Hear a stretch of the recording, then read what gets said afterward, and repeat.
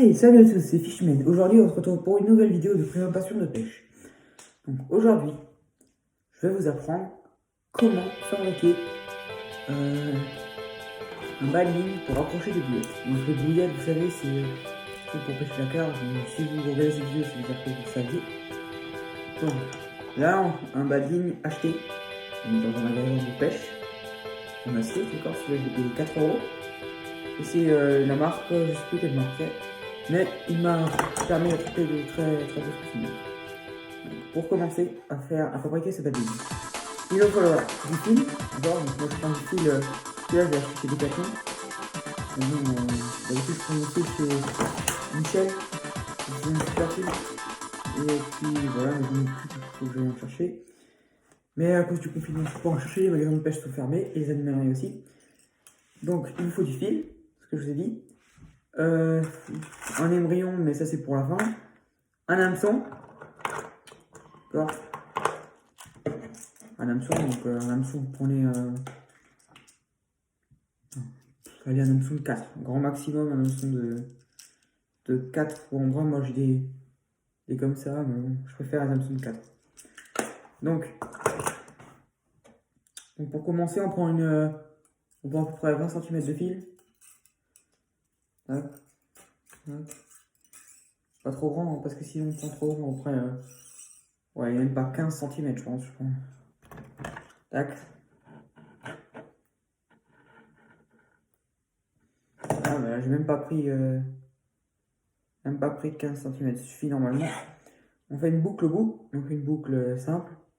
Ça, les boucles pour, vous savez, les boucles pour, comme pour accrocher les Scooby-Doo.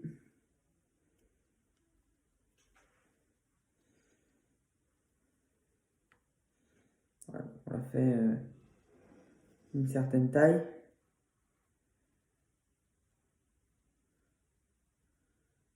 Voilà. Donc une fois qu'on a fait cette boucle, il nous reste plus beaucoup de fil. Donc vous voyez la boucle, c'est ce type de boucle.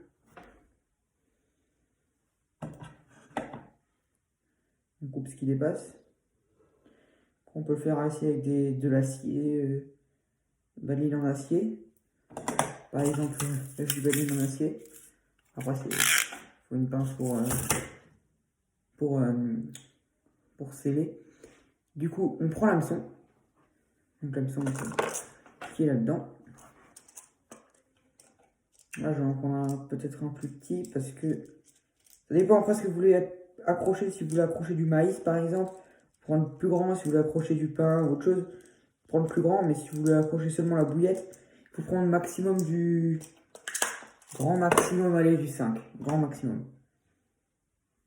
Alors, tac. Donc, une fois qu'on a fait ça, donc la boucle elle est là, en bas. Donc là, je fais assez grande la boucle. Et on passe, vous voyez, le fil dans la boucle. Tac. Vous voyez, on passe dans la boucle. Travail de précision parce qu'il faut des hameçons avec un anneau. Comme ça, vous voyez. Et tac, ça va être stoppé par la boucle. Donc moi, j'ai fait les grandes boucles parce que j'aime bien accrocher 2 ou 3 bouillettes. Et puis même un pelet des fois.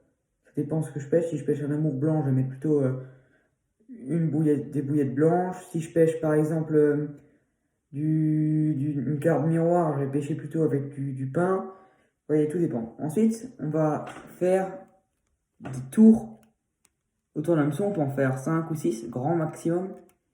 Tac, on repasse dessus, c'est pas un problème. Une fois qu'on a fait ça, on prend le bout de fil qui reste. Tac, et on va repasser dans l'anneau. Tac, vous voyez, on repasse dans l'anneau. On repasse dans l'anneau. Voilà.